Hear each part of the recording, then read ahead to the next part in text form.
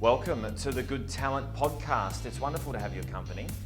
We're a team of ex-journalists and we help organisations get their message across in the media. So this is your must-have podcast so you can get all the media tips and tricks to increase your profile and strengthen your brand. What is good talent? Now, if you've done any media at all, I can assure you, you are being judged and assessed by all these journos that you're interacting with. And it's really tough when you're performing in the media because people don't actually give you real feedback as to how you're going. It's a very, very hard question for you to ask your partner. Well, how did the interview go? How did I go? And they're sitting back there and they can see that you may have done well. You're really nervous at the start. You could have had one good answer or maybe even completely bombed it. But how does your partner actually answer that question in a way that benefits you, or your colleagues, or your friends, or your boss? Well, I'm here to tell you a bit of an inconvenient truth. No one gives you real feedback when you do media interviews because it's just too hard. Actually, getting good feedback is a professional skill and you're better off hanging around with consultants in order to get good and useful feedback.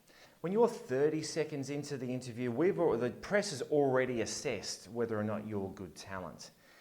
And you want to be good talent because it's those interviewees that are getting invited back, that have profiles on steroids, that have businesses that are just crazy growing. So this podcast is all about you becoming good talent in the press so you can create a PR machine for your life to take your career, your organisation or your own business to the next level.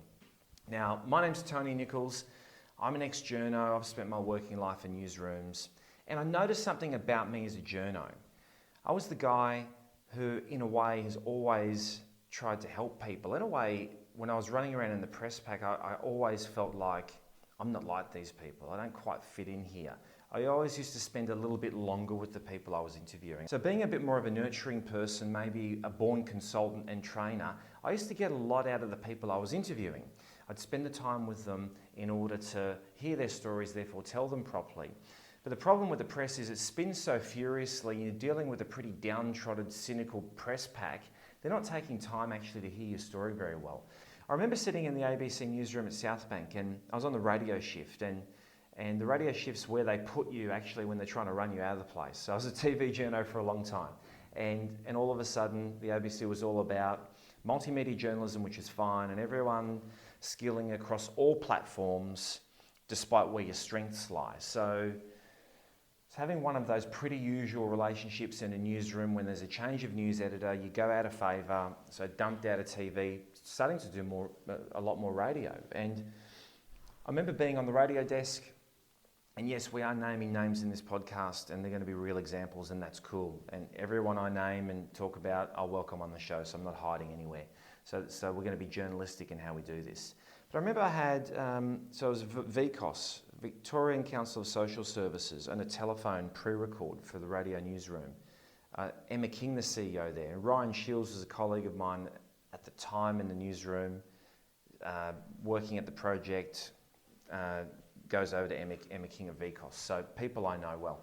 Now, I'm interviewing Emma. I believe in her story. I'm trying to work out what her story is.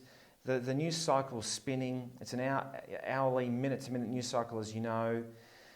And we're doing the pre-record on the phone. And I'm trying to, here I am, the journo, trying to comprehend what she's saying, because I want to get that out to my audience. As simple as that. There's no hidden agendas here. But then every question I'd ask her, she'd give me like a one-sentence answer. And I didn't understand that one-sentence answer, so I'd ask another version of a similar question.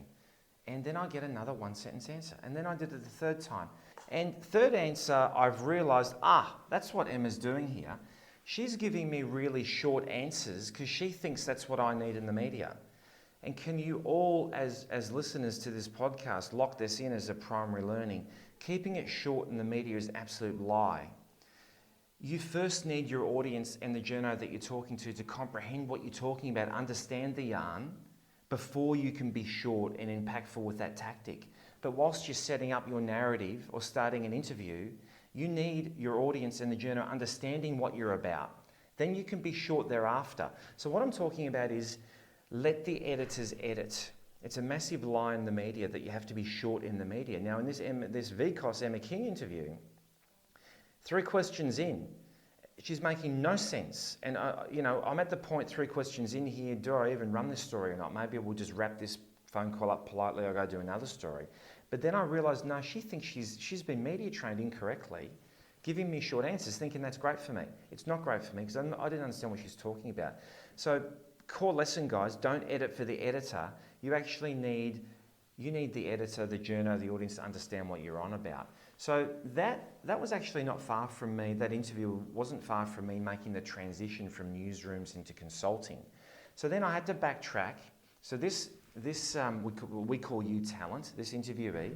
So this interviewee is on the precipice of losing this media opportunity because she's making no sense. So I backtrack, encourage her to tell me what this is all about. Now I understand. So now I can ask questions because I get the topic and believe in it. I might be campaigning for it myself. And then that allows me to cut her short and write sound bites and actually simplify the whole yarn. So when you're good talent, you don't give journos all of that work. It's too much work. So when you go to the press and the press is not understanding you, whether you're too short in this instance or the other version of that is that you're too verbose in that you're analytical, interesting and academic, which is just boredom and death, right? Either one. Either one, you're giving a 10-second answer that doesn't make sense, or you're giving a 15-paragraph answer that's so boring, it puts everyone to sleep, it doesn't make sense. You don't want to be any of that. So what you want to do, and I'll leave you with this thinking, to be good talent in the press, you've got to walk into your interviews with really clear points to make and examples to bring them to life. You should be fronting up to the press, ready to go with your story. Clear calls to action, clear messages, clear things that you want to achieve. Now, that's what good talent's all about. The media are so time poor. When you perform well, you quickly look like the industry leader in your category. You're in everyone's mobile phones, and then they'll just start ringing you as the person to speak on agriculture, manufacturing, retail, SMEs, whatever it might be. Because you are good talent, they know when they get you back, you'll be just as powerful. Now, you could be interviewing on the ABC today really well, and I can promise you, if you've knocked that interview out of the park, 3AW are going to want you, Fairfax is going to want you, you'll spin through the news cycle. So being good talent in the media is essential. It's in fact what the media want. If Emma Kim was campaigning for more money from the Andrews State Government to help more underprivileged people, let's say, if that was the story, and she had made that point really clear by giving me an example of what she's talking about, i.e., kids under 18 at the moment sleeping on the streets, booted out of foster care. $10 million from the Andrews government will go to this sort of program, get these 300 people off the streets. And she's not making up, that's actually real, that's actually happening in the CBD of Melbourne. In one answer, I would have understood what the story was, probably as a left-leaning ABC journo at the time, become quite passionate in supporting that story, and then I would do the editing and the cutting down and the sharp writing to get that messaging out and ask for the 10 mil from the Andrews government. See where I'm going here? So I think Emma in this instance was poorly media trained and she risked losing the interview. Now, I saved her media opportunity, understood the issue, but then she gets what she originally wanted. Short, sharp, impactful call to action. In this instance, for this hypothetical example, because I don't remember the interview, Andrews government, get money to help underprivileged kids. And don't we all want that?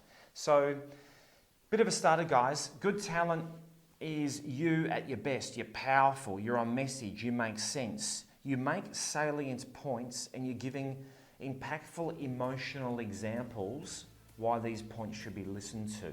So it takes complexity, turns it into simplicity, but turns you into good talent in the media.